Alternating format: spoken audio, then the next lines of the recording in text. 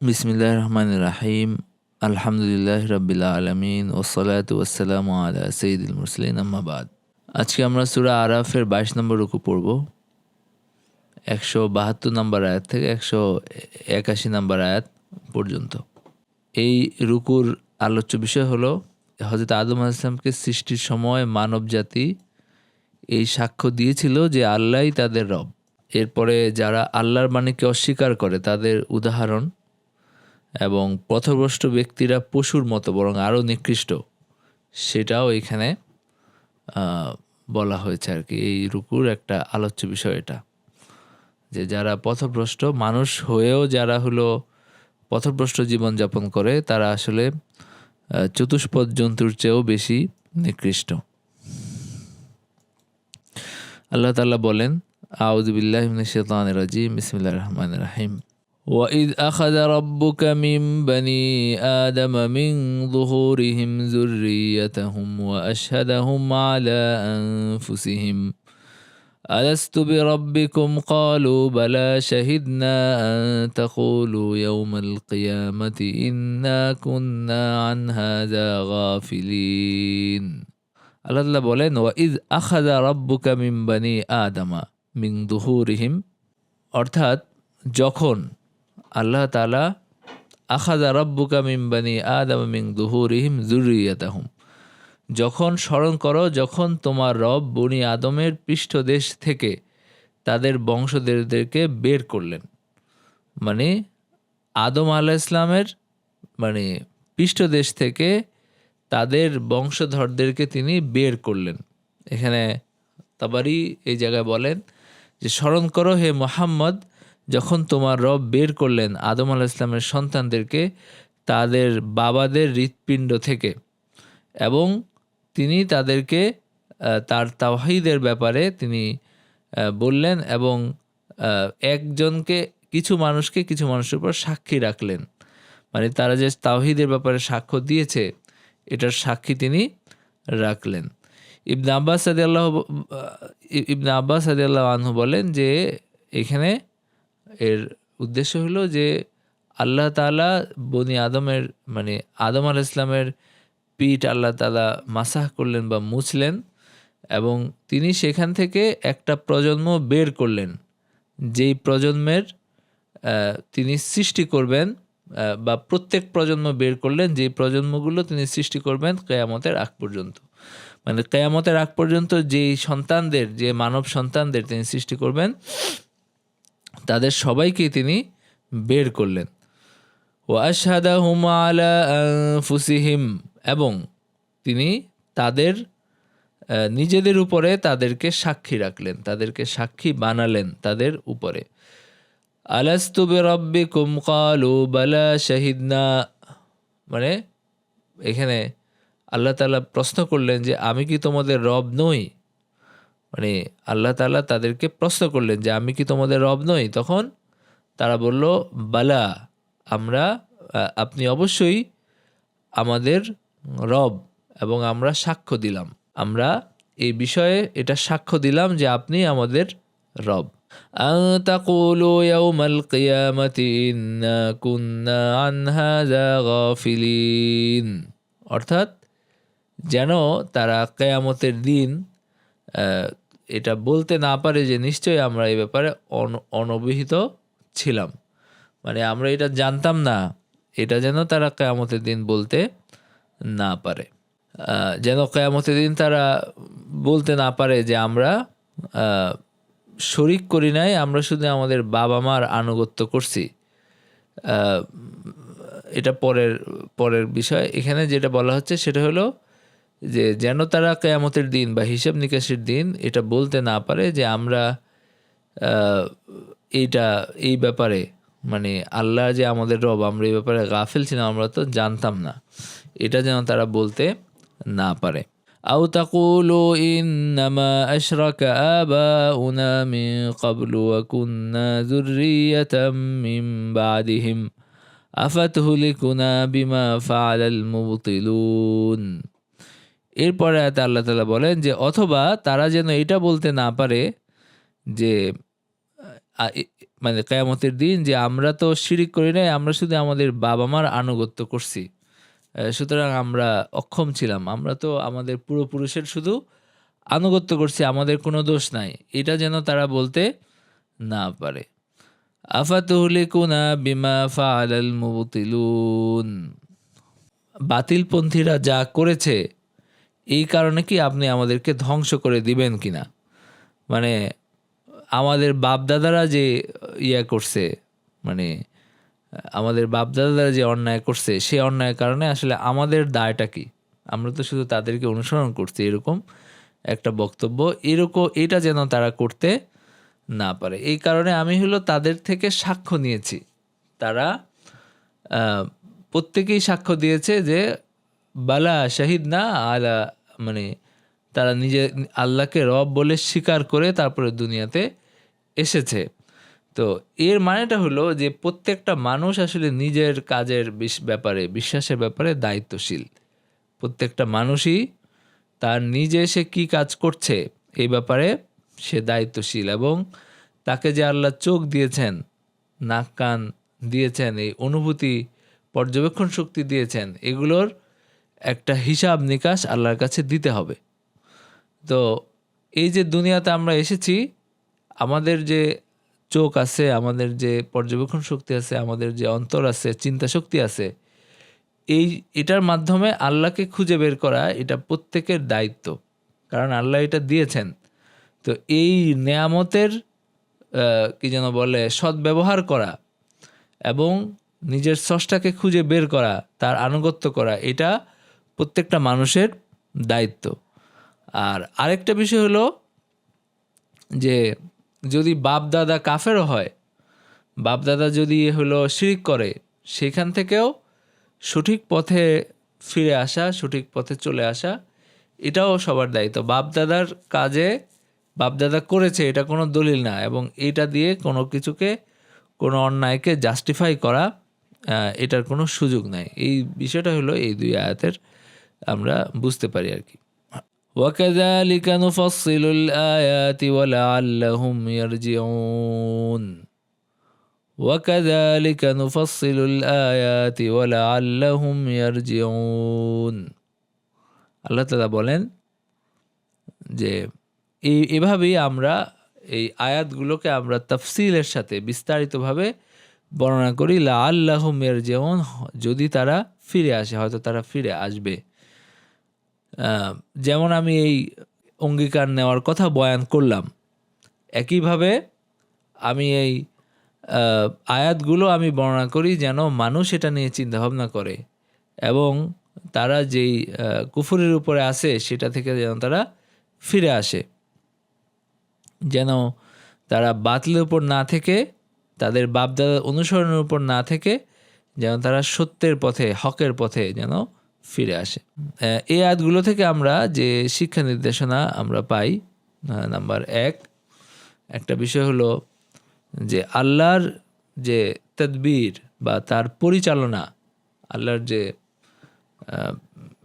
এই বিশ্বে মানে বিশ্ব পরিচালনা এবং তার বান্দাদের ব্যাপারে তার যে নীতি, বা এটা আমরা এখানে জানতে পারি বা বুঝতে পারি যে মানুষকে সৃষ্টি করার সময় তিনি তাদের সবাইকে, তাদের যে পরবর্তী বংশধর আছে এবং কিয়ামত পর্যন্ত যারা আসবে সবাইকে তিনি প্রশ্ন করেছেন যে আমি কি তোমাদের রব কিনা, এবং তাদের কাছ থেকে স্বীকারোক্তি নিয়েছেন, এবং প্রত্যেকে এটা জানতো বা জানে। এই বিষয়টা আমরা এখান থেকে জানতে পারলাম। প্রত্যেকেই সেটা স্বীকারোক্তি দিয়েই দুনিয়াতে মানে এসেছে যে আল্লাহই আমাদের রব। নাম্বার 2 হলো যে কাফের ব্যক্তি সে হলো 2 বার কুফরি করে। একটা হলো মানে তার কুফরিটা 2 বার মানে হয়। একটা হলো যে আলমে আরওয়াহে সেখানে যে অঙ্গীকার সে করে এসেছে, হ্যাঁ, সেটার মানে কুফরি করে, সেই অঙ্গীকারটা সে ভঙ্গ করে। এরপরে আল্লাহর এই আলমের শাহাদা বা বর্তমান দুনিয়ায় সে আল্লাহর সাথে কুফরি করে। মানে সে যখন এখানে অঙ্গীকারটা ভঙ্গ করছে, তার মানে সে এই দুনিয়ার তার যে দায়িত্ব ছিল সেটাও সে পালন করতে ব্যর্থ হচ্ছে। একই সাথে সে যে ওইখানে ঈমান এনে দুনিয়াতে এসেছিল, ওই ঈমানটাও সে ভঙ্গ করছে। আর মুমিন সেও দুইবার ঈমান আনে, একটা হলো সে আলমে আরওয়াহ ঈমান এনেছে, দুনিয়াতেও সে ঈমান আনে। তো এই কারণে কাফেররা যেমন দ্বিগুণ শাস্তি পাবে, মুমিনরাও দ্বিগুণ পুরস্কার পাবে। নাম্বার 3 হলো যে আমরা এখানে সৃষ্টির সূচনায় কি ঘটনা ঘটেছে সেটা আমরা এখানে জানতে পারলাম আর কি। এবং আল্লাহ যে আমাদেরকে এই দুনিয়ায় ইবাদতের জন্য প্রেরণ করেছেন বা পাঠিয়েছেন বা সৃষ্টি করেছেন, সেটাও আমরা এখান থেকে জানতে পারলাম। আল্লাহ তাআলা কোরআনে আরেক আয়াতে বলেছেন যে ওয়ামা খালাকতুল জিন্না ওয়াল ইনসা ইল্লা লিয়াবুদুন, আমি জিন এবং মানুষকে সৃষ্টি করেছি আমার ইবাদত করার জন্য। তো এইখান থেকেও আমরা একটা জিনিস বুঝতে পারলাম যে সৃষ্টির আগেই আল্লাহ তাআলা বলেছেন যে তোমাদের রব কে, এবং এই জাতিটাকে, এই মানব জাতিকে যে আল্লাহ ইবাদতের জন্য একটা পরীক্ষার সম্মুখীন হওয়ার জন্য সৃষ্টি করা হবে, এটার একটা ইঙ্গিত কিন্তু এখানে আছে। তো এটা আমরা এখান থেকে একটা শিক্ষা হিসাবে নিতে পারি আর কি। এরপরে আল্লাহ তাআলা বলেন ওয়াতলু আলাইহিম নাবা আল্লাযী আতাইনাহু আয়াতিনা ফাসালাখা মিনহা ফাআতবা'হু আশ-শাইতানু ফাকানা মিনাল গাওয়িন। واتل عليهم نبأ ابني آدم واتل عليهم نبأ الذي آتيناه آياتنا, তাদের কাছে আপনি তেলাওয়াত করেন বা তাদের কাছে আপনি বয়ান করেন নাবা আল্লাযী আতাইনাহু আয়াতিনা, এমন ব্যক্তির খবর, এমন ব্যক্তির ঘটনা, এমন ব্যক্তির সংবাদ যে আমার আয়াতসমূহ, যাকে আমি আমার আয়াতসমূহ দিয়েছিলাম, মানে উনি একজন আলেম ছিলেন, যে যাকে আমি আমার আয়াতসমূহ দান করেছিলাম। ফানসালাখা মিনহা, এরপরে সে ওইখান থেকে বের হয়ে গেছে, সে তা থেকে বিচ্ছিন্ন হয়ে গেছে। ফানসালাখা মিনহা, যেভাবে সাপ তার মানে খোলস থেকে বের হয়, আপনারা দেখছেন কিনা জানি না, যে শীতকালে বা একটা নির্দিষ্ট সময়ে সাপ কিন্তু তার খোলস ছেড়ে, মানে এটা ছেড়ে হয়ে যায়, এটা ছেড়ে মানে বিচ্ছিন্ন হয়ে যায়। তো এভাবে একজন আলেম, বনি ইসরায়েলের একজন আলেম, সেও এরকম আল্লাহ তাকে জ্ঞান দান করার পরেও ফানসালাখা মিনহা, সে হলো এই যে এই সাপ যেভাবে তার চামড়া থেকে বের হয়ে যায় সেভাবে সে বের হয়ে গেছে, এবং সে কুফরি মানে ঈমান থেকে বের হয়ে সে কুফরির পথে গেছে। ফাআতবা'হু আশ-শাইতানু ফাকানা মিনাল গাওয়িন, এবং সে শয়তানের অনুসরণ করার কারণে সে বিভ্রান্তদের অন্তর্ভুক্ত হয়েছে। এখানে আপনার আল্লাহ তাআলা বলছেন যে আপনি তাদের সামনে পাঠ করুন হে মুহাম্মদ সাল্লাল্লাহু আলাইহি সাল্লাম। ইহুদিদের কথা বলা হচ্ছে যে তাদের কাছে আপনি বলেন, তাদেরকে এই ঘটনা শুনান যে আমি আমার কিতাবের একটা অংশ, যাকে আমি শিখিয়েছিলাম একজন আলেমকে, সে সেখান থেকে ওই সাপ যেভাবে খোলস পরিবর্তন করে সেভাবে সে সুন্দরভাবে ওইগুলো বাদ দিয়ে সে শয়তানের অনুসরণ করলো এবং বিভ্রান্তদের অন্তর্ভুক্ত হলো। মানে সে হলো শয়তানের দলে যোগ দিল এবং সে বিভ্রান্ত যে দল, সেই দলের মধ্যে অন্তর্ভুক্ত হলো। এখানে ইবনে আব্বাস রাদিয়াল্লাহু আনহু বলেন যে এই ব্যক্তিটা কে, সে হলো বালাম বিন বাউরা, একজন ব্যক্তির নাম। বালাম বিন বাউরা একজন ব্যক্তির নাম, যার কাছে আল্লাহর ইসমে আজমের জ্ঞান ছিল, বনি ইসরায়েলের একজন আলেম। এবং ইবনে মাসউদ রাদিয়াল্লাহু আনহু বলেন যে তিনি হলেন বনি ইসরায়েলের একজন ব্যক্তি। আল্লাহ মুসা আলাইহিসসালামকে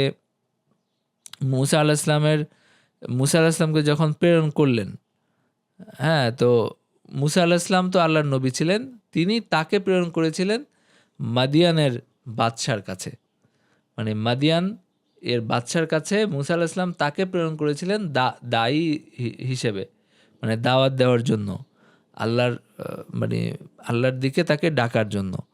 তো সেখানকার যে বাদশা, সে তাকে ঘুষ দিল বা তাকে অনেক প্রলোভন দেখাইলো, অনেক মানে কি যেন বলে সুখ স্বাচ্ছন্দ্যের জীবন বা ভোগ বিলাসের জীবনের একটা প্রলোভন দেখালো বা তাকে ঘুষ দিল এবং তাকে কিছু রাজত্ব দান করলো, কিছু রাজত্ব তাকে দিয়ে দিল, তার রাজত্বের একটা পরগনা বা একটা অংশ এটা তাকে দিল, যে সে হলো মুসা আলাইহিস সালামের ধর্ম ত্যাগ করবে এই শর্তে। তো তিনি একই মানে তার প্রলোভনে পড়ে তিনি মুসা আলাইহিস সালামের ধর্ম ত্যাগ করে তিনি হলেন এই বাদশার দ্বীনের উপর বা ধর্মের উপর তিনি গেলেন এবং তিনি হলো মানুষকেও বিভ্রান্ত করলেন। এবং এই ঘটনার মাধ্যমে ওই বাদশা মানুষের মধ্যেও এটাকে একটা প্রমাণ হিসাবে উপস্থাপন করলো যে দেখো, মানে তাদের মানে নেতাদের বা তাদের শীর্ষস্থানীয় আলেমদের মানে অবস্থা কী। তো সুতরাং বোঝাই যায় যে ওই ধর্মের অবস্থা কী, মানে এই তার মাধ্যমে তাকে প্রলোভন দিয়ে তাকে বিভ্রান্ত করার মাধ্যমে ওই বাদশা অন্য মানুষকেও বিভ্রান্ত করার চেষ্টা করলো আর কি। তো এই ঘটনার দিকে আল্লাহ এখানে ইঙ্গিত করেছেন যে বনি ইসরায়েলের ওই আলেমের বিভ্রান্ত হওয়ার ঘটনার দিকে। ওয়ালাউ শি'না লারাফা'নাহু বিহা ওয়ালাকিন্নাহু আখলাদা ইলাল আরদি ওয়াত্তাবা হাওয়াহ। ওয়ালাউ শি'না লারাফা'নাহু বিহা, আমি যদি ইচ্ছা করতাম আমি উক্ত নিদর্শনাবলীর মাধ্যমে আমি তাকে উচ্চ মর্যাদা দিতাম। ওয়ালাউ শি'না লারাফা'নাহু বিহা ওয়ালাকিন্নাহু আখলাদা ইলাল আরদি ওয়াত্তাবা হাওয়াহ ফামাসালুহু কামাসালিল কালব ইন তাহমিল আলাইহি ইয়ালহাস আও তাতরুকহু ইয়ালহাস যালিকা মাসালুল কওমিল্লাযীনা কাযযাবু বিআয়াতিনা ফাকসুসিল কাসাস লাআল্লাহুম ইয়াতাফাক্কারুন। আমি ইচ্ছা করলে উক্ত নিদর্শনাবলীর মাধ্যমে তাকে অবশ্যই আমি উচ্চ মর্যাদা দান করতাম, কিন্তু সে পৃথিবীর দিকে ঝুঁকে পড়েছে এবং নিজের প্রবৃত্তির অনুসরণ করলো আর কি। সে নিজের পৃথিবীর দিকে ঝুঁকে পড়েছে নিজের প্রবৃত্তির অনুসরণ করে। সুতরাং তার দৃষ্টান্ত হচ্ছে কুকুরের মতো, যদি তার উপর বোঝা চাপিয়ে দাও তাহলে সে জিহ্বা বের করে হাঁপাবে, অথবা যদি তাকে ছেড়ে দাও তাহলেও সে জিহ্বা বের করে হাঁপাবে। এটা হচ্ছে ওই কওমের দৃষ্টান্ত বা ওই জাতির দৃষ্টান্ত যারা আমার আয়াতসমূহকে অস্বীকার করে। অতএব তুমি কাহিনী বর্ণনা করো যাতে তারা চিন্তা করে। মানে আল্লাহ এখানে বলছেন যে ওয়ালাউ শি'না লারাফা'নাহু বিহা ওয়ালাকিন্নাহু আখলাদা ইলাল আরদি ওয়াত্তাবা হাওয়া। মানে আমি তাকে একজন আলেমদের তো মর্যাদা আল্লাহর কাছে বেশি, আলেমদের মর্যাদা আল্লাহর কাছে বেশি।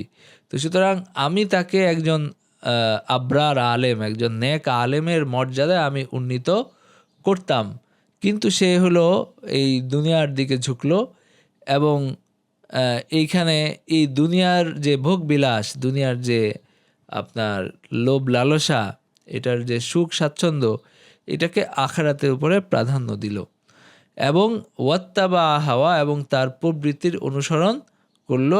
এই কারণে সে হলো একদম অধপতিত হয়ে গেল। ফামাসালুহু কামাসালিল কালব, মানে এই আপনার মানে নিম্নগামিতার ক্ষেত্রে বা নিকৃষ্টতার ক্ষেত্রে তার উদাহরণ হলো একটা কুকুরের মতো। যদি আপনি তার উপর বোঝা চাপিয়ে দেন তাহলেও সে জিহ্বা বের করে, যদি আপনি তার উপর বোঝা নাও চাপিয়ে দেন তারপরেও দেখবেন যে সে হলো ওই যে হাঁপাচ্ছে বা সে হলো জিহ্বা বের করে সে করছে। এখানে এই নিকৃষ্টতার ক্ষেত্রে তার উদাহরণ হলো কুকুরের মতো। আপনি তাকে তাড়িয়ে দিলে বা তাকে করলে সে হাঁপায় এবং তাকে ছেড়ে দিলেও সে এরকম জিহ্বা বের করে হাঁপায়। এখানে হলো এই তার উদাহরণ দেওয়া হলো আর কি এই কুকুরের সাথে।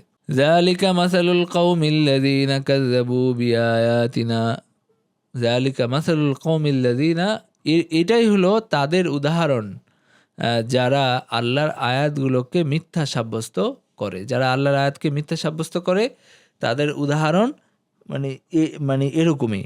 এখানে ইঙ্গিত করা হচ্ছে ইহুদিদের দিকে, যাদেরকে তাওরাত দান করা হয়েছিল এবং যারা আল্লাহর নবীর সিফত যারা জানতো, যারা আল্লাহর নবীর সিফত তারা তাদের কিতাবে তারা পড়েছিল এবং তারা জানতো, কিন্তু যখন তারা যেটা জানতো সেটা যখন তাদের সামনে চলে আসলো তখন সেটাতে তারা কুফরি করলো এবং তারা হলো এই তাওরাতের এই বিধান থেকে তারা দূরে সরে গেল। ফাকসুসিল কাসাস লাআল্লাহুম ইয়াতাফাক্কারুন, সুতরাং আপনি তাদের কাছে আপনি এই ঘটনা বর্ণনা করেন, হয়তো তারা চিন্তাভাবনা করবে যে আমরাও যেন ওই ব্যক্তির মতো যাকে আল্লাহ কুকুরের সাথে তুলনা করছেন ওই ব্যক্তির মতো যেন আমরা না হই, আমরা যেন শিক্ষা গ্রহণ করি এবং আমরা যেন হলো আল্লাহর পথে আমরা যেন ফিরে আসি। এরপর আল্লাহ বলেন, সাআ মাসালানিল কাউমুল্লাযীনা কাযযাবু বিআয়াতিনা ওয়া আনফুসাহুম কানু ইয়াযলিমুন, উপমা হিসাবে খুবই মন্দ সে কওম যারা আমার আয়াতসমূহকে অস্বীকার করেছে এবং তারা নিজেদের প্রতি জুলুম করত। মানে আল্লাহ বলছেন যে উপমা হিসাবে এই যে এই খারাপ উদাহরণ বা দৃষ্টান্ত তারা সৃষ্টি করলো আর কি, এটা তাদের উদাহরণ যারা আল্লাহর আয়াত সমূহকে মানে মিথ্যা সাব্যস্ত করে। এখানে ইহুদিদের দিকে ইঙ্গিত করা হচ্ছে, যাদেরকে তাওরাত দেওয়া হয়েছিল এবং তারা আল্লাহর নবীর সিফত বা তার গুণাবলী সম্পর্কে জানতো, কিন্তু যখন তারা মানে তাদের সামনে যখন আসছে তখন এটাকে তারা অস্বীকার করলো আর কি। তো সাআ মাসালানিল কাউমিল্লাযীনা কাযযাবু বিআয়াতিনা, মানে তারা কত নিকৃষ্ট জাতি যারা আল্লাহর আয়াতকে অস্বীকার করে, ও আনফুসাহুম কানু ইয়াযলিমুন, এবং তারা নিজেদের উপরেই জুলুম করে। মানে এই যে মিথ্যা সাব্যস্ত করার মাধ্যমে তারা আসলে নিজেদের উপর জুলুম করে, কারণ এর পরিণতি তাদেরকেই ভোগ করতে হবে। মানে সেই জাতি কত বা দৃষ্টান্ত হিসাবে সেই জাতি কত মন্দ বা কত নিকৃষ্ট, এটা আল্লাহ এখানে মানে করছেন আর কি। মান ইয়াহদিল্লাহু ফাহুয়াল মুহতাদ ওয়া মান ইউদ্লিল ফাউলাইকা হুমুল খাসিরুন। মান ইয়াহদিল্লাহু ফাহুয়াল মুহতাদ ওয়া মান ইউদ্লিল ফাউলাইকা হুমুল খাসিরুন, যাকে আল্লাহ হেদায়েত করেন সেই হেদায়েত প্রাপ্ত হয়, আর যাদেরকে তিনি পথভ্রষ্ট করেন তারা ক্ষতিগ্রস্ত হয়। তারা হলো আপনার কি যেন বলে, তারা ক্ষতির সম্মুখীন হয় যাদেরকে আল্লাহ পথভ্রষ্ট করেন। যাকে আল্লাহ হেদায়েত দান করেন সে হলো সৌভাগ্যবান এবং তৌফিক প্রাপ্ত, আর যাকে আল্লাহ পথভ্রষ্ট করেন সে হলো ক্ষতিগ্রস্ত এবং দুর্ভাগা। এই আয়াতের উদ্দেশ্য হলো যে হেদায়াত এবং পথভ্রষ্টতা এটা আল্লাহর হাতে।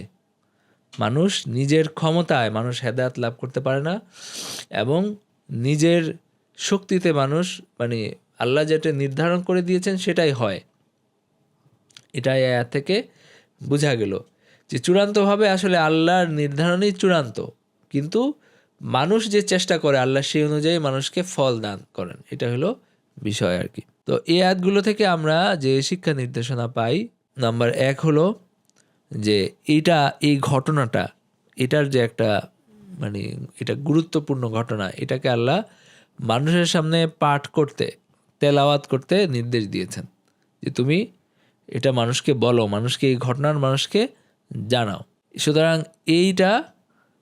এটা একটা গুরুত্বপূর্ণ ঘটনা হিসাবে এখানে বর্ণনা করা হচ্ছে, নাম্বার 1। নাম্বার 2 হলো যে কোরআন কারিমের তেলাওয়াত ত্যাগ করা, এটা নিয়ে চিন্তাভাবনা করা ত্যাগ করা এবং এর উপরে আমল ত্যাগ করা, এটা হলো মানুষকে মানে ধ্বংসের দিকে মানে নিয়ে যায় এবং শয়তান সেখানে সুযোগ পায়, মানুষকে পথভ্রষ্ট করার বিভ্রান্ত করার সুযোগ পায়। তো মানুষ যখন একজন আলেমও যখন সে কোরআনের আলেম, সে হলো কোরআনের হাফেজ, কিন্তু সে কোরআন পাঠ না করে সে হলো এটাকে মানে পরিত্যাজ্য করে রাখে বলতে এটাকে সে আর মানে পাঠ করে না, এটা নিয়ে চিন্তাভাবনা করে না, এটাকে সে করে রাখে, মানে দূরে সরিয়ে রাখে। তো এটা হলো মানুষের একটা বিভ্রান্তির মূল কারণ। এবং এখানে আল্লাহ যে ব্যক্তির কথা বর্ণনা করলেন সেটা মানে তার যে অবস্থা হয়েছে আর কি, দুনিয়ার লোভে সে হলো একটা কুকুরের মতো অবস্থা তার হইল আর কি, সেটা আমরা এখান থেকে জানতে পারলাম। নাম্বার 3 হলো কোনো উন্নতি বা উচ্চতা, কোনো সৌভাগ্য বা কোনো পূর্ণতা কোরআনের উপর আমল ছাড়া এটা লাভ করা সম্ভব না। ওয়ালাউ শি'না লারাফা'নাহু বিহা, আল্লাহ এখানে বলেছেন যে আমি চাইলে এর মাধ্যমে তাকে উন্নতি দান করতাম, মানে কোরআনের জ্ঞানের মাধ্যমে বা আল্লাহর আয়াতের জ্ঞানের মাধ্যমে তাকে উন্নতি দান করতাম। এখান থেকে বোঝা যায় যে আল্লাহর আয়াতসমূহকে অনুসরণ করলে, এগুলোকে অধ্যয়ন করলে এবং এর শিক্ষা গ্রহণ করলে এবং আল্লাহর আয়াতকে অনুসরণ করলে মানুষের উন্নতি হওয়া সম্ভব, মানে মানুষের উন্নতি লাভ করার সুযোগ আছে এবং আল্লাহ এটা দান করেন, মানে তার সম্মান বৃদ্ধি করা, তাকে আপনার হলো উচ্চ মর্যাদায় আসীন করা, এটা হয়। কিন্তু মানে চূড়ান্ত সৌভাগ্য এবং মানে মর্যাদা এটা এই কোরআনকে পরিত্যাগ করার মাধ্যমে কখনোই লাভ করা যায় না। বিশেষ করে আল্লাহ যাদেরকে জ্ঞান দিয়েছেন, যাদেরকে আল্লাহ কোরআনের অধ্যয়ন করার সুযোগ দিয়েছেন, যাদেরকে আল্লাহ কোরআনের জ্ঞান দিয়েছেন, তারা যখন এই নেয়ামতকে অবহেলা করে যখন এটা ত্যাগ করে, তখন আসলে এটার পরিণতি কখনোই ভালো হয় না। কিছু মানুষ আছে যারা মানে কি যেন বলে, এদিকে কখনো আসার সুযোগই পায় নাই, এটা একরকম। আরেকটা হলো যে সুযোগ পাওয়ার পরেও সে হলো এটাকে গ্রহণ করে না, বা সুযোগ পাওয়ার পরে আল্লাহ জ্ঞান দেওয়ার পরে সেটাকে এরপরে সে কুফরি করে, এটা হলো আরও নিকৃষ্ট, আরও বেশি খারাপ। নাম্বার 4 হলো হেদায়াত, এটা আল্লাহর হাতে। হেদায়াত এটা আল্লাহর হাতে, তিনি যাকে চান তিনি হেদায়াত দান করেন, তিনি হলো ইখলাস দান করেন, সত্য অন্তর তিনি দান করেন, এবং যারা মুখ ফিরিয়ে নেয় তারা হলো আল্লাহ তাদেরকে পথভ্রষ্ট করেন।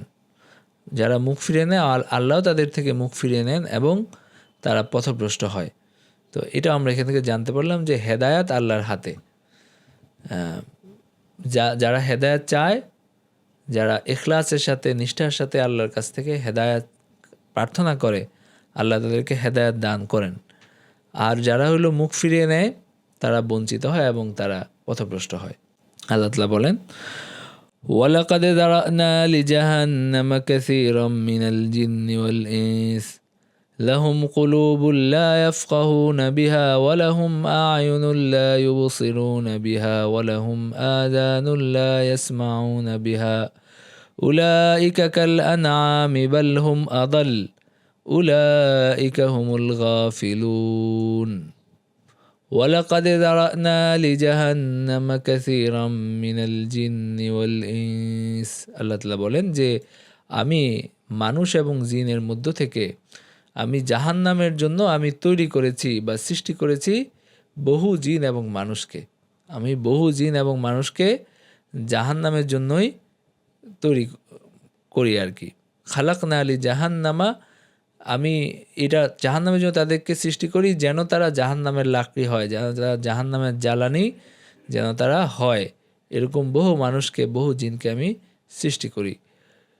অর্থাৎ এটা দ্বারা উদ্দেশ্য হলো যে তারা যে দুর্ভাগা হবে এই ব্যাপারে তকদির নির্ধারিত হয়ে গেছে।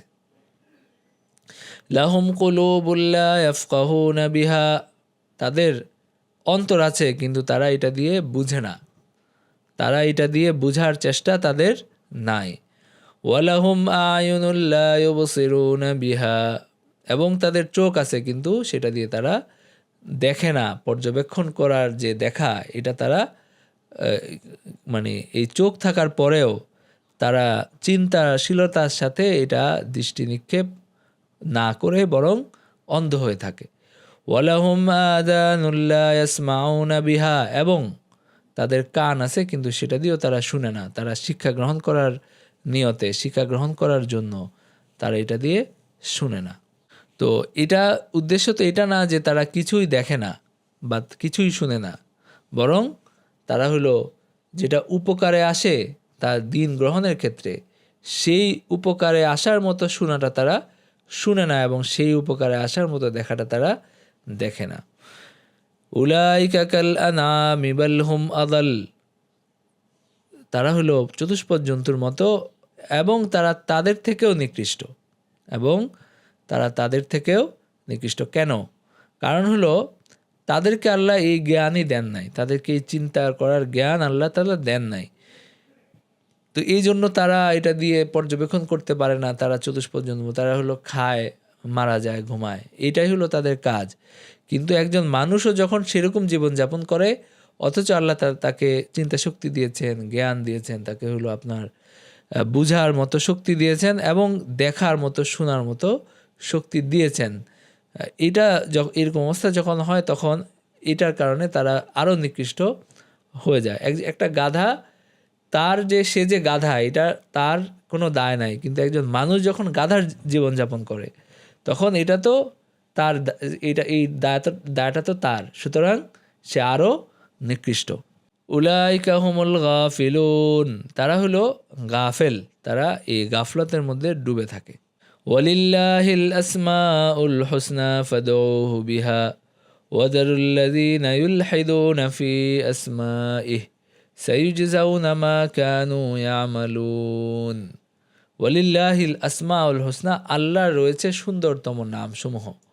আল্লাহ তাআলা রয়েছে সুন্দরতম নামসমূহ, সুতরাং তোমরা তাকে সেসব নামে ডাকো। ওয়ালিল্লাহিল আসমাউল হুসনা ফাদউহু বিহা, আল্লাহ তাআলা রয়েছে সুন্দরতম নামসমূহ, তোমরা তাকে সেই নামে ডাকো। মানে আল্লাহর যে সুন্দর নাম আছে, রাহিম, রহমান এবং রাজ্জাক, খালেক, যে সুন্দর অর্থবোধক নামগুলো আছে, এবং কোরআনের বিভিন্ন আয়াতে আল্লাহর বিভিন্ন নাম, এখানে বিভিন্ন গুণ এখানে আছে, তোমরা তাকে সেই নামে রাখো। ওয়াদারুল্লাযীনা ইউলহিদুনা ফি আসমাইহি, আর তাদেরকে বর্জন করো যারা তার নামে বিকৃতি ঘটায়। মানে যারা আল্লাহর নামে বিকৃতি ঘটায়, এটাকে মানে হক থেকে দূরে নিয়ে যায়, এবং যেভাবে মুশরিকরা করেছে যে আল্লাহর নামের বিভিন্ন, মানে যেমন আপনার লাত, আল্লাহ শব্দ থেকে তারা উদ্ভাবন করেছে লাত, এবং আজিজ থেকে উজ্জা, মান্নান থেকে মানাত, এরকম যে বিকৃতিগুলো করেছে, এগুলো থেকে তোমরা দূরে থাকো। সাইয়ুজজাউনা মা কানু ইয়ামালুন, অচিরেই তোমাদেরকে তোমাদের কাজের প্রতিদান দেওয়া হবে। অচিরেই তোমাদেরকে তোমাদের কাজের প্রতিদান দেওয়া হবে। এরপর আল্লাহ বলেন, ওয়ামিম্মান খালাকনা উম্মাতুন ইয়াহদুনা বিল হাক্কি ওয়া বিহি ইয়াদিলুন, যাদেরকে আমি সৃষ্টি করেছি তাদের মধ্যে এক জাতি আছে যারা যথাযথভাবে পথ দেখায়, মানে যথাযথভাবে তারা সত্যের পথ তারা দেখায়, এবং ওয়াবিহি আদলন, এবং এ দ্বারা তারা ইনসাফ করে। মানে আল্লাহ এখানে একজন পথভ্রষ্ট আলেমের কথা বললেন, বিভ্রান্ত মানুষদের কথা বললেন, এরপরে আল্লাহ তাআলা বলে দিলেন যে সবাই এরকম না, সবাই এরকম না, এবং বনী ইসরাইলেরও সবাই যে খারাপ ছিল তা না, মুসা আলাইহিস সালামের উম্মতেরও সবাই যে খারাপ ছিল তা না। কিন্তু এই ঘটনাগুলো বর্ণনা করার উদ্দেশ্য কি? উদ্দেশ্য হলো দুনিয়াতে এখন যারা আছে, যারা যে বনী ইসরাইলরা আছে, ইহুদিরা আছে, যে মুসলমানরা, তারা যেন এটা থেকে শিক্ষা গ্রহণ করে। এই পথভ্রষ্ট লোকগুলোর যে পরিণতি হয়েছে, এখান থেকে যেন তারা শিক্ষা গ্রহণ করে, যেন তারা তাদের মতো না হয়। তো এখানে আল্লাহ তাআলা বলছেন যে ওয়ামিম্মান খালাকনা উম্মাতুন ইয়াহদুনা বিল হক, মানে প্রত্যেকটা যুগে আল্লাহর শরীয়তকে সঠিকভাবে ধারণকারী, কথা এবং কাজে যারা মানুষকে সত্যের দিকে ডেকেছে এবং নিজেরাও তারা আমল করেছে, তারা হলো সেই অনুযায়ী সঠিক ফয়সালা করেছে, এরকম মানুষজন প্রত্যেক যুগে ছিলেন এবং আছেন। তো এখানে ইবনে কাসির রাহিমাহুল্লাহ তিনি এই আয়াতের ব্যাখ্যায় তিনি বলেন যে আপনার এর উদ্দেশ্য হলো উম্মতে মুহাম্মদী, মানে উম্মতে মুহাম্মদীর কথা বলা হচ্ছে যে তারা হলো সঠিক পথ দেখায় এবং তারা হলো ইনসাফ করে। তো এই জায়গায় একটা হাদিস আছে আল্লাহ রাসূল সাল্লাল্লাহু আলাইহি ওয়াসাল্লামের, তিনি বলেন যে লা তাজালু তাইফাতুম মিন উম্মতি যাহিরিনা আলাল হক লা ইয়াদুরুহুম মান খাযালাহুম ওয়ালা মান খালাফাহুম হাত্তা ইয়াতি আমরুল্লাহ ওয়া হুম আলা যালিক। মানে আমার উম্মতের মধ্যে এমন কিছু মানুষ, এমন একটা দল সবসময় থাকবে যারা সত্যের উপর থাকবে, এবং তাদের যারা বিরোধিতা করবে, তাদেরকে যারা মানে অপদস্থ করার চেষ্টা করবে, মানে অধঃপতিত করার চেষ্টা করবে, তাদের চেষ্টা তাদের কোনো ক্ষতি করতে পারবে না। এরকম একটা দল সবসময় থাকবে, মানে একটা সত্যাশ্রয়ী দল, যারা সত্যের অনুসরণ করবে, যারা সঠিক পথের অনুসরণ করবে, এরকম একটা দল সবসময় দুনিয়াতে থাকবে। তো এই হাদিস থেকে বোঝা যায় যে আল্লাহ রাসূলের সময় থেকে আমাদের সময় পর্যন্ত এবং কিয়ামত পর্যন্ত একটা দল সবসময় দুনিয়াতে থাকবে যারা সত্যাশ্রয়ী, সঠিক পথের অনুসারী, এবং আল্লাহর যে প্রতিশ্রুতি যে আল্লাহ তার দ্বীনকে হেফাজতে রাখবেন, এই প্রতিশ্রুতি অনুযায়ী ইন্না নাহনু নাজ্জালনা যিকরা ওয়া ইন্না লাহু লাহাফিজুন, কোরআনে আল্লাহ বলেন যে আমি এই জিকির অবতীর্ণ করেছি। জিকির মানে কি? মানে হলো কোরআন এবং এই দ্বীন আমি অবতীর্ণ করেছি এবং এর হেফাজত আমিই করব। তো এবং এই হাদিসটা, এটা দুইটা আমরা বুঝতে পারি যে কিয়ামত পর্যন্ত আল্লাহ এই দ্বীনকে সঠিক অবিকৃত অবস্থায় তিনি বাকি রাখবেন, যেন মানুষ হেদায়েত লাভ করার সুযোগ পায়। দ্বীনের অনেক রকম অপব্যাখ্যা, অনেক রকম অলিগলি, অনেক কিছু দ্বীনের মধ্যে হয় এবং শয়তান মানুষকে বিভ্রান্ত করার চেষ্টা করে।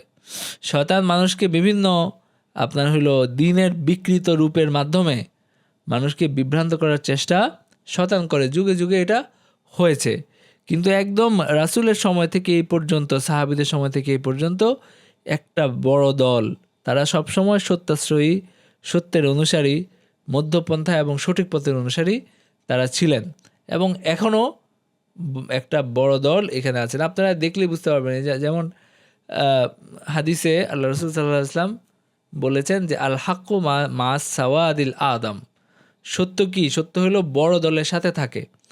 তো আপনারা দেখলে বুঝতে পারবেন যে কারা ইসলামের মূল ধারা, এরাই হলো আপনার হলো সঠিক পথের অনুসারী, বা হলো আপনার হলো যেটাকে নবীজি বলেছেন যে একটা দল সবসময় সত্যের উপর কায়েম থাকবে। তো এটা সবসময় ছিল, মানে দুনিয়াতে বহু আপনার সংকটের মধ্য দিয়ে, বহু উত্থান পতনের মধ্য দিয়ে দুনিয়া এসেছে এবং মুসলিম উম্মার বহু উত্থান পতন হয়েছে, কিন্তু তাদের মধ্যে একটা সত্যাশ্রয়ী দল যারা হলো আল্লাহর কোরআনের চর্চা করে, যারা আল্লাহ রাসূলের বাণীর চর্চা করে, যারা সঠিক পথের প্রদর্শন করেছে, সঠিক পথ নির্দেশ করেছে, তারা যে শাসকরা ছিল তাদেরকে দাওয়াত দিয়েছে, তারা ভুলভ্রান্তি করলে তাদেরকে সঠিক পথে আনার চেষ্টা করেছে, এই চেষ্টাটা অবিরামভাবে একটা দল করে গেছে। এবং এটা এখনও আপনি দেখবেন যে এখন তো সারা দুনিয়াতে মুসলমানদের খুবই খারাপ অবস্থা, আমরা যেটা বলি আর কি, এবং আমরা বলি যে এখন তো আপনার বিভিন্ন দেশগুলোতে যে শাসকরা আছে তারা তো আসলে তারা যে মুসলমান এটা অনেক সময় বোঝা যায় না তাদের কর্মকাণ্ডের কারণে। কিন্তু এই অবস্থাটা তো অনেক আগে থেকেই, এটা রাসূলের মৃত্যুর আপনার ওয়াফাতের 30 বছর পরে, যখন খেলাফতে রাশেদা যখন চলে গেল, এরপরে হযরত মুয়াবিয়ার শাসন এবং এরপরে বনু উমাইয়ার শাসন, তখন থেকেই কিন্তু আপনার রাষ্ট্র ব্যবস্থা এবং যারা শাসক তাদের থেকে ইসলামের যে শিক্ষা এটা কিছুটা আলাদা হওয়া শুরু করলো আর কি। মানে ঠিক আছে, রাষ্ট্র পরিচালিত হইতো বা বিচারাচার হইতো কোরআনের আইনের মাধ্যমে, কিন্তু একটা রাষ্ট্র যেমন আদর্শ হওয়া উচিত, শাসকদের যেরকম আদর্শ হওয়া উচিত সেরকম কিন্তু আর থাকে নাই, এবং এটা আর কখনোই থাকে নাই। উমাইয়া শাসনামল, আব্বাসী শাসনামল, কখনোই এটা আর থাকে নাই। কিন্তু এই পুরা সময়টার মধ্যে কিছু মানুষ তো ছিলেন যারা হলো তাদেরকে সঠিক পথের দাওয়াত দিয়েছেন, যারা ইসলামকে সঠিকভাবে প্রচার করেছেন, যারা হলো মানুষকে সঠিকভাবে পথ দেখিয়েছেন। তো এরকম একটা দল সবসময় ছিল, এবং তাদের মাধ্যমে মানুষেরও সুযোগ ছিল হেদায়েত পাওয়ার, কারণ আল্লাহ তার দ্বীনের বাতি এটা আল্লাহ জ্বালিয়ে রেখেছেন, এটা হলো আল্লাহর প্রতিশ্রুতি আর কি। তো এখানে এই কথা বলা হচ্ছে যে ওয়ামিম্মান খালাকনা উম্মাতুন ইয়াহদুনা বিল হাক্কি ওয়া বিহি ইয়াদিলুন, যে আমি যাদেরকে সৃষ্টি করেছি তাদের মধ্যে এমন একটা দল আছে যারা যথাযথভাবে পথ দেখায় এবং এটা দিয়ে ইনসাফ করে। তো এটা আমরা এটা বিশ্বাস করি এবং হাদিসের মাধ্যমে যে এখনও এটা বাকি আছে আর কি। তো এরপরে এই আয়াতগুলো থেকে আমরা যে শিক্ষা নির্দেশনা পাই, নাম্বার 1 হলো মানুষের সৌভাগ্য এবং দুর্ভাগ্য এটা লিখিত হয়ে গেছে, নির্ধারিত হয়ে গেছে, এবং যার ভাগ্যে যেটা আছে তাকে সেই কাজেরই সুযোগ দেওয়া হয়, তাকে সেই কাজেরই সেই দিকেই তাকে পরিচালিত করা হয়, নাম্বার 1। নাম্বার 2 হলো যে আপনার মানুষের অধঃপতন, সে যখন চতুষ্পদ জন্তুর মতো জীবনযাপন করে সেটা তাকে চতুষ্পদ জন্তুর চেয়েও নিকৃষ্ট বানিয়ে দেয়, কারণ সে হলো তার রবের যে নেয়ামত এটাকে সে পেয়েও এটাকে তার উপকৃত না হয়ে বরং এটাকে সে এটার সদ্ব্যবহার না করে এটাকে সে হলো বিফল করেছে এবং এই মানে এই নেয়ামতের সে অবমূল্যায়ন করেছে। এই কারণে আপনার হলো মানুষের অধঃপতন এটা মানে চতুষ্পদ জন্তু থেকেও তাকে নিকৃষ্ট বানিয়ে দেয়। নাম্বার 3 হলো যে বালা বা হলো মানুষের যে বিপদ, এটা হলো আল্লাহর আয়াত থেকে গাফেল থাকার মাধ্যমে এবং এটা থেকে দূরে থাকার মাধ্যমে এই মানুষের বিপদ আসে আর কি। নাম্বার 4 হলো আল্লাহ নির্দেশ দিচ্ছেন তাকে আসমাউল হুসনার মাধ্যমে ডাকতে, আসমাউল হুসনার মাধ্যমে সুন্দর নামসমূহের মাধ্যমে ডাকতে নির্দেশ দিচ্ছেন, যেমন ইয়া রব, ইয়া রহমান, ইয়া আজিজ, ইয়া জব্বার।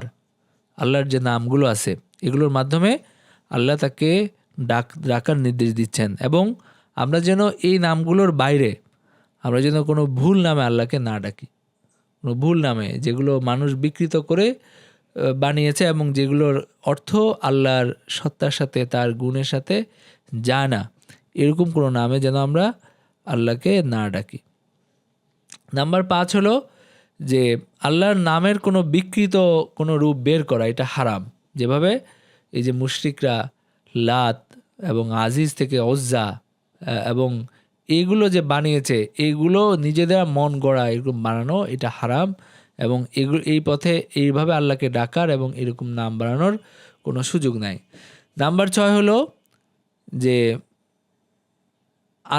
মানে যারা জান্নাতবাসী, যারা এটার জন্য সৃষ্ট হয়েছে, তারা হলো কিতাবের মাধ্যমে তারা হেদায়েত লাভ করে এবং এর মাধ্যমেই তারা নিজেদের জীবনে ফয়সালা করে, এবং তারা যদি সুযোগ পায় অন্যদের ব্যাপারেও তারা এটার মাধ্যমেই কোরআনের দেখানো পথেই তারা হলো ফয়সালা করে, তারা হলো মানে পথ দেখায়। তো এটা হলো আহলে জান্নাত, যাদেরকে জান্নাতের জন্য সৃষ্টি করা হয়েছে তাদের বৈশিষ্ট্য, যে তারা নিজেরা কোরআনের পথে চলে এবং কোরআনের মাধ্যমেই তারা হলো বিচার আচার করে, ফয়সালা করে, এবং অন্যদের ব্যাপারেও তারা অন্যদের সাথে যে আচরণ সেই ক্ষেত্রেও তারা কোরআনের আদর্শ, কোরআনের শিক্ষা, কোরআনের ন্যায়পরায়ণতার অনুসরণ করে। এই দিক নির্দেশনাগুলো আমরা এখান থেকে পাই। ঠিক আছে, যদি কোনো প্রশ্ন না থাকে আমরা এখানে ক্লাস শেষ করে দিচ্ছি। ওয়া আখিরু দাওয়ানা আনিল হামদুলিল্লাহি রাব্বিল আলামিন।